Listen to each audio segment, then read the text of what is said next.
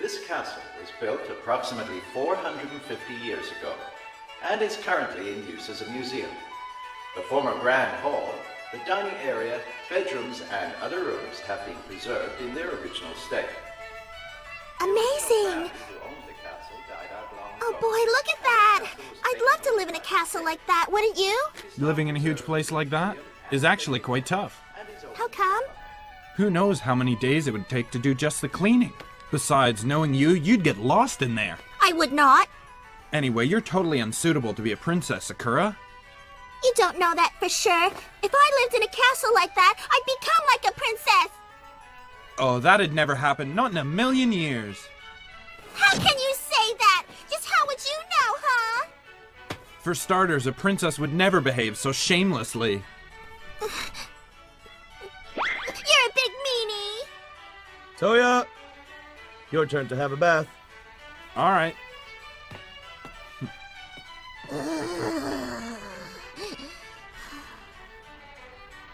But it sure would be nice.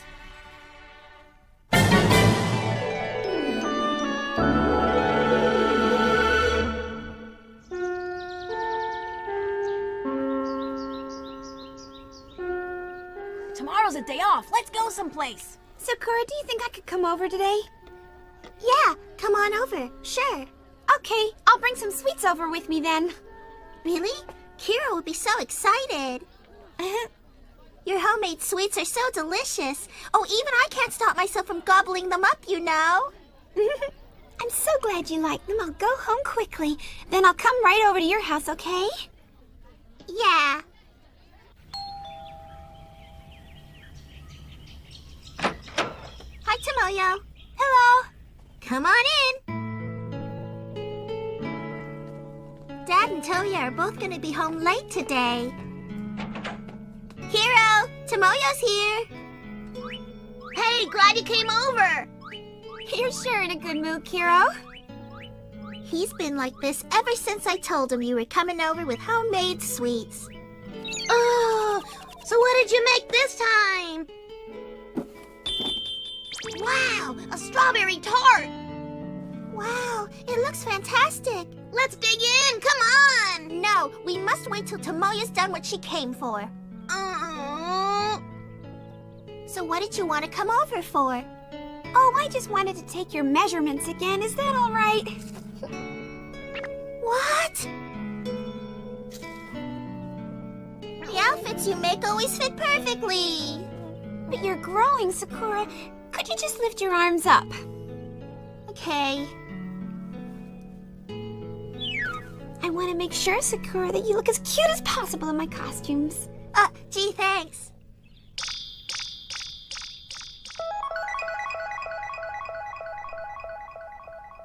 Oh, Sakura, it's absolutely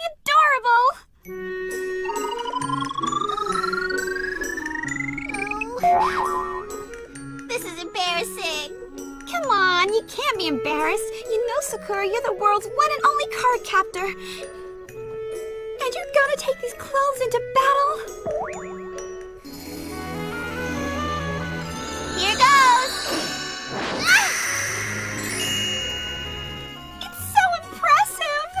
Tomoyo? Yeah, let's get eating. Whatever. I just sensed something. Me too. Huh?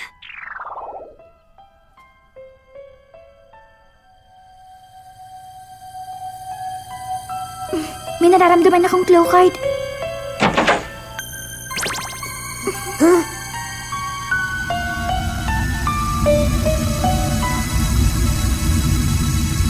Parang isa sa mga kwarto.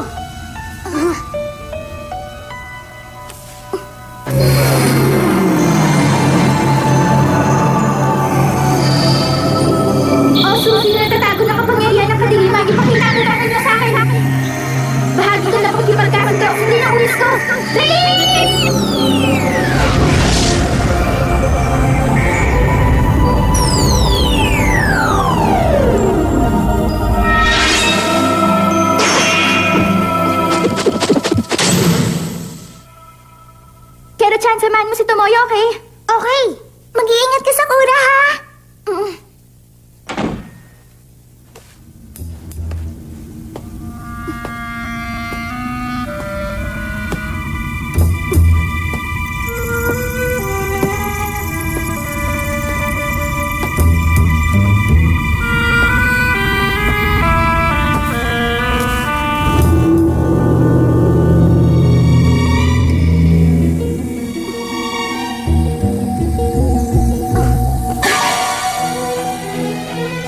dito sa kwarto ni Papa.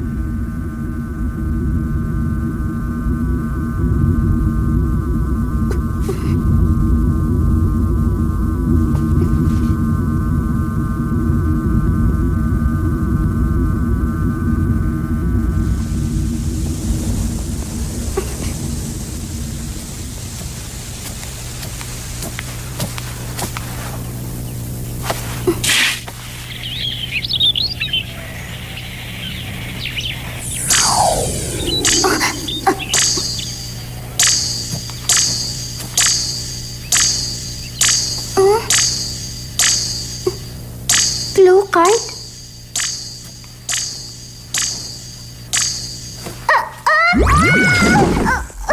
Aray ko! Sakura! Ha? Sakura!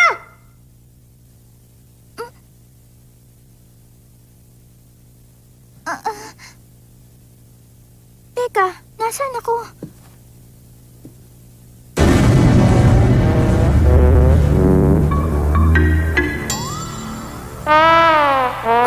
Teka lang, yan ba yung sofa dito sa kwarto? Ang piano?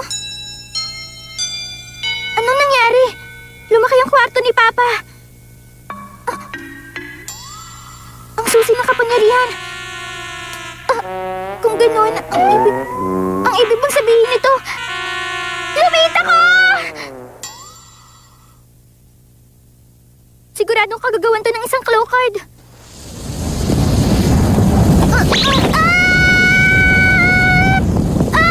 Kena-chan! Tomoya! Sakura!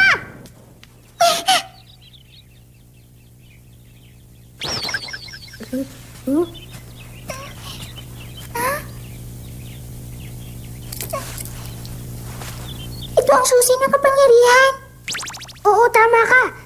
Saan pa nagbuti si Sakura at iniwan niya lang basta dito ang susi ng kapangyarihan?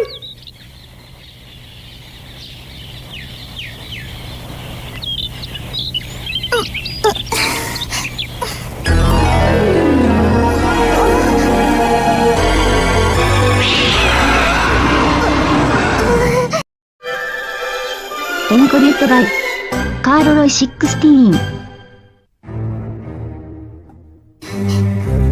Muning, hindi ako pagkain kaya wag mo akong kakainin ah.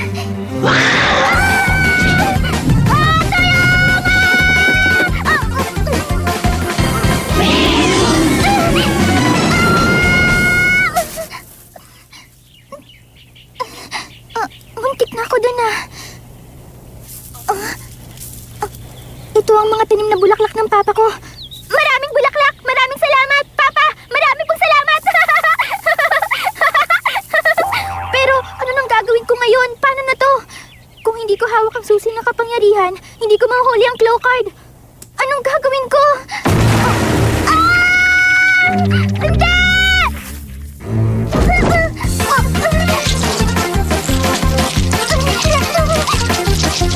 Hindi! Parang awa mo na! Wag mo akong habulin!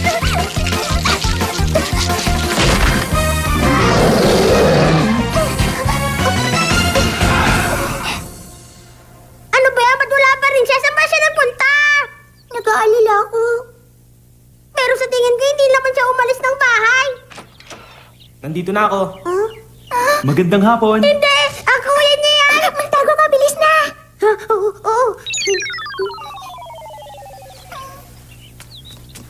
Oh? Hi, hello po! Magandang hapon po sa inyo! Magandang hapon din naman. Magandang hapon sa'yo. Nasaan si Sakura? May kinuha lang po siya sandali. Ay, nako. Ano bang ginagawa ni Sakura at basta ka na lang niya iniwan dito? Okay lang po. Ang sabi niya naman babalik siya agad eh. Nasaan ka ba, Sakura?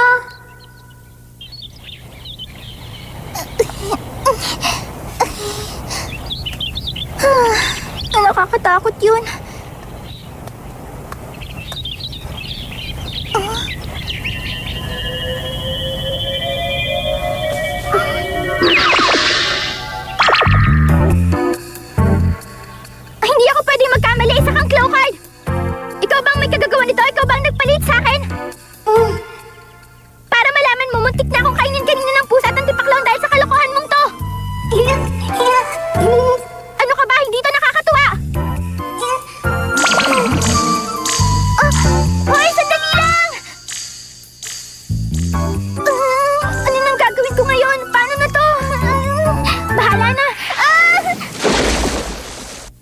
Gusto mo bang lagyan ko ng asukal o gatas? Pakilagay mo na lang ng konting gatas, Yukito. Oo. Maraming salamat, ha? Oo nga pala. May dala akong cake at ako mismo ang gumawa nun. Nasa kwarto ito ni Sakura. Kukunin ko lang, ha? Nahihilo ko! Okay na ako!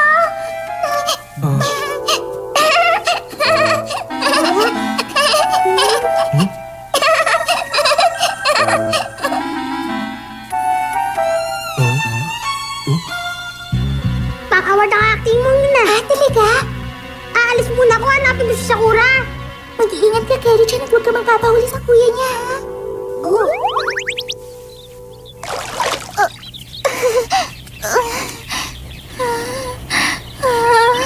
Hindi ko alam na napakalaki pala ng bathtub namin.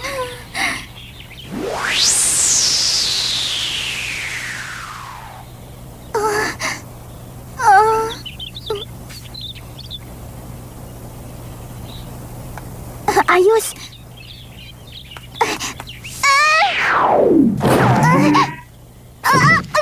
Aray, napilayan yata ako. Ang sakit na.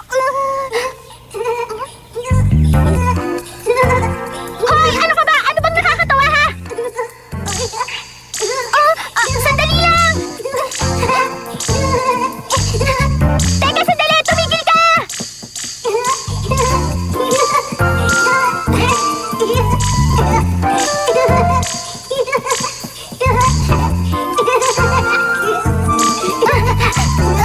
Hoy! Ano? Saan ka pupunta?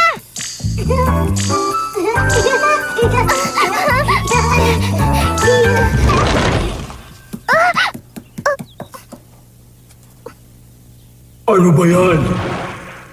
Nasaan na ba si Sakura? Bakit ang tagal-tagal niya? Saan ba nagpunta ang batang yon? Mukhang halimaw si Kuya. Oo, tama. Siya talagang mas mukhang halimaw sa aming dalawa at hindi ako.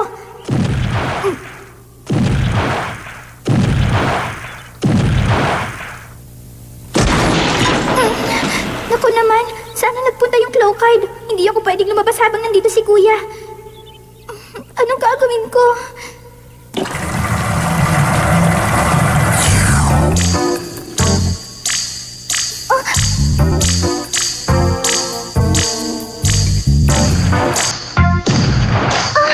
Kuya, mag-ingat ka! Oh? Sandali. Parang narinig ko ang boses ni Sakura.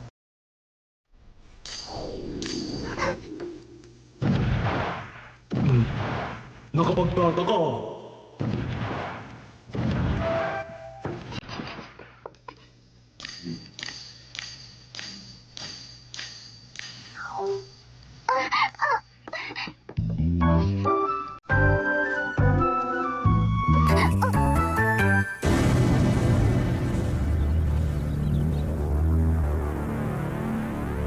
Ang taas naman. Anong gagawin ko ngayon? Sana nandito at kasama ko si Kero-chan. Kero-chan! Ang little card ang may gawa nito. Little? Nang ibig sabihin maliit? Yung susi ng kapangyarihan bumalik sa pagiging isang ordinaryong susi lang. Alam mo kasi, Sakura, may kapangyarihan ng little card na palitin ng isang tao. Kung ganun, anong dapat kong gawin para bumalik na ulit ako sa dati? Kapag nahawakan mo ulit si Little, babalik ka na sa dati mong laki. Talaga? Kung ganun, kailangan kumilos na ako tuloyin kagad si Little. Kaya lang wala naman sa akin ngayon ang susi ng kapangyarihan. Hawak ito ngayon ni Tomoyo. Na kay Tomoyo? Wala sanang nangyaring masama kay Sakura.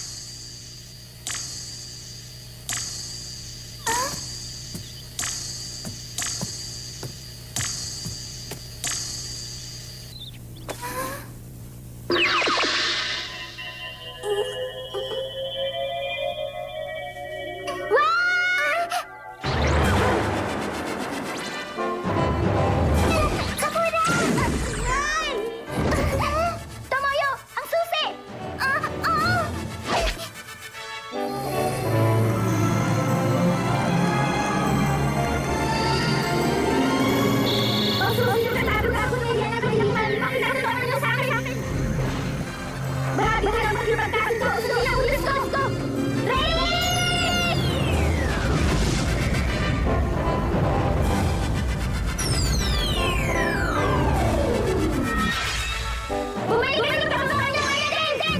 Kailangan!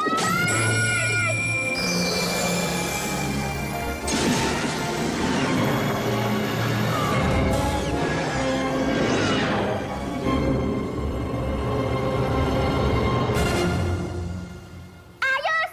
Bumalik na rin ako sa dati!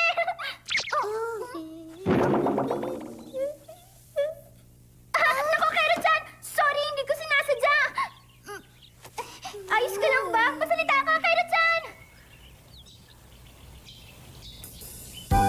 Oh, eto na yung cake! Kumain na tayo!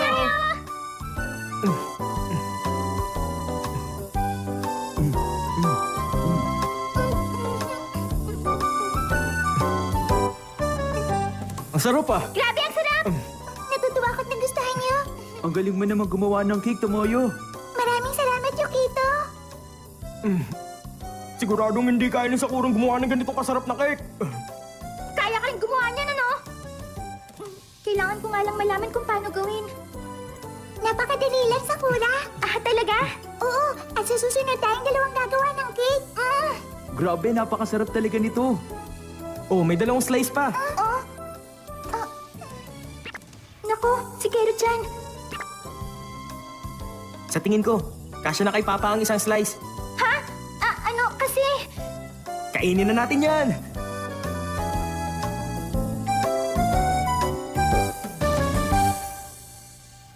Ano? Ito lang ang sakin. Pasensya ka na. Bigla kasing nagkaroon ng problema, Kero-chan eh. Ang little cake. Alam ko na ang little card! Ha? Ang little card?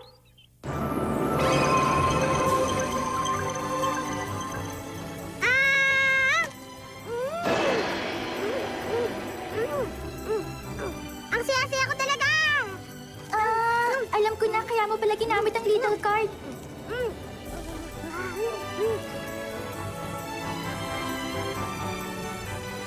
Ang napakalaking kastilyong ito ay itinayo 350 taon na ang nakalipas. Nag-iisa lang ang ganito sa mundo! Grabe ka naman! Ha? O bakit? Ano problema? Hindi ba gustong-gusto mo pinapanood ang mga programa sa Europa? Gusto mong tumira sa malaking bahay, hindi ba? Okay na sa akin ang ganito kalaking bahay.